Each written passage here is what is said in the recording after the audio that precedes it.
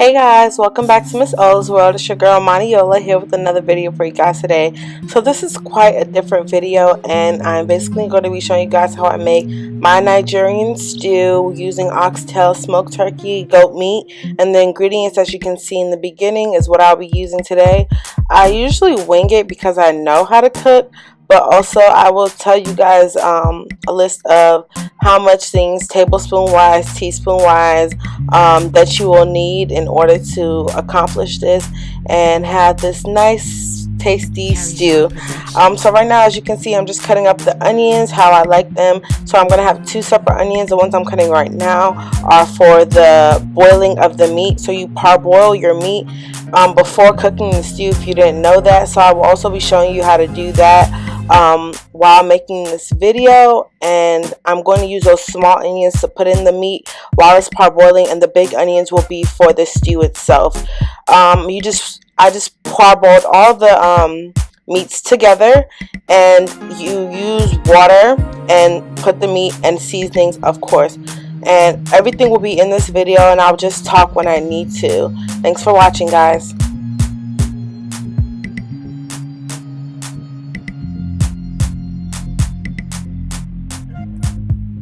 So as you guys can see, I'm just putting the onions into the pot, and I'm just going to use some chicken pollo seasoning. Like I said, I don't really measure stuff because I know how to cook, I guess. So I don't, I'm not really specific with it. But if I was to tell you guys how much seasonings you should use when you're parboiling meat as the size of this pot I have and the amount of meat that's in there, I would tell you to use about a tablespoon to a tablespoon and a half of the chicken pollo seasoning, just deciphering how you want your meat to taste and how seasoned you want it. I also go in with this onion powder. I believe you can never have enough onions. I just like the taste of onions, and I feel like they're a natural seasoning to the meat that you're trying to cook. Then I obviously go in with a little bit more chicken pollo because I thought it wasn't enough, and I'm just gonna cover that up and let it boil, and it's gonna be on a medium heat as well. So right now I'm just gonna put all the cut onions into the blender, and I'm also gonna put the bell peppers, which I only use 2 of them because I'm making 2 stews. If you're using one, just use 1 bell pepper, and the tomato can that I have there. Sometimes I use tomatoes, sometimes I use the tomato can. It's just about your preference, but I use the totality of this tomato sauce because I am making 2 different stews, because my friends were coming over and some of them wanted spicy, some of them wanted non-spicy, so I have to do both. And then you just blend that on the setting of your blender and make sure everything is cohesive and there's no straggly pieces left in the stew, so everything literally turns into a sauce. Right here I'm just checking on the meat that's parboiling, and I'm just going to mix it up some more just to get all the flavor into every single last piece of meat in there. There's about 30 pieces of meat in the pot if I'm not mistaken, and you just want to make sure all the flavor penetrates each meat individually by stirring it up like every 20 minutes. The meat should parboil for at least an hour, depending on what heat setting you put on it, and I add a little bit of salt just so I continue to flavor the meat while the water is allowing those seasons to evaporate.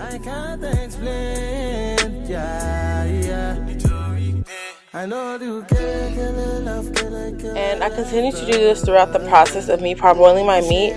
I'm just seeing how the color of the water is changing, and that's how I know that my meat is almost ready. And also by looking at the meat is how you'll know. This stock in the meat that's coming out is what I'm going to use to season the stew as well. Right here, y'all just see me pour the stew, or half of it, well, majority of it, into the pot. Because I am making 2 stews, I'm going to use the other half for that other pot. And you put oil into it so it simmers and it starts to cook, even if it's on the heat, so the oil doesn't just pop throughout the pot. And I also add water to it to make it cool down and just not, you don't want the stew to be popping out of the pot while it's on heat. Now I just add some Maggi. This is I don't know how Americans call it, but it's like, they're called Maggi Cubes, and I made 3 of them into this stew because it's a bigger pot. And then I add 1 to the spicy stew, which I will show you guys later. I also go in with a little bit of chicken pollo into the stew as well, just to give the stew more flavoring. And I use onions in the stew as well because I don't like chunky onions in stew. I don't feel like they belong there, so instead I use onion powder.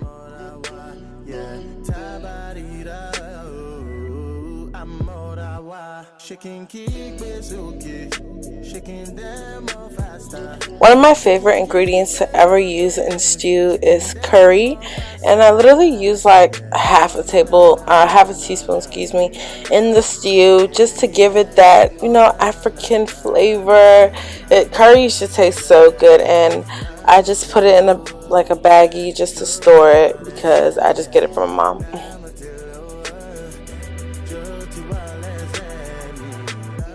So literally I'm just doing the same exact thing to the spicy stew, and it's just going to be in a smaller pot since not a lot of us are eating it.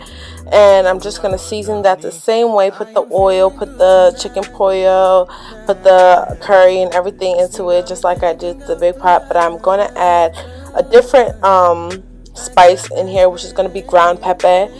Well, ground pepper for Americans.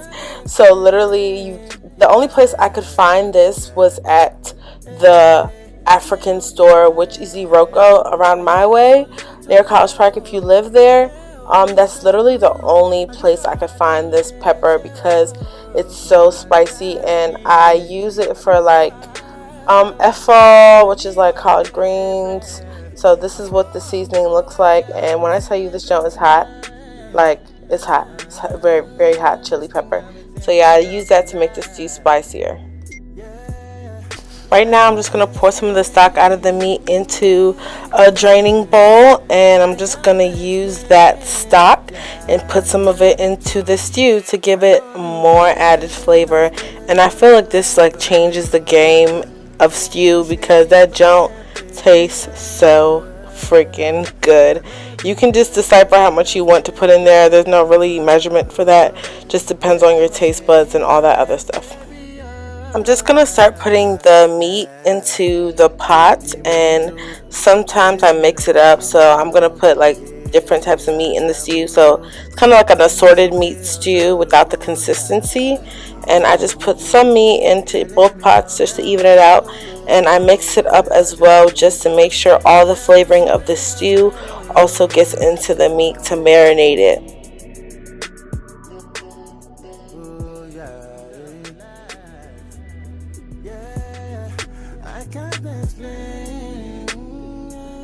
Also, I just want a disclaimer, while making the stew, you do not have to use the exact meats that I use to have the outcome of the stew. The stew is literally just the consistency of it and how, the flavor of it as well.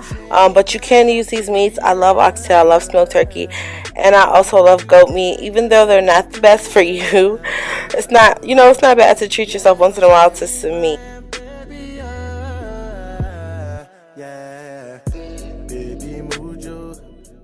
While cooking, I taste the flavor of both of them. I actually do not like spicy food at all, so it was really hard for me to taste the spicy one, but it still ended up being really good, but it was just ridiculously spicy, so just watch out for that.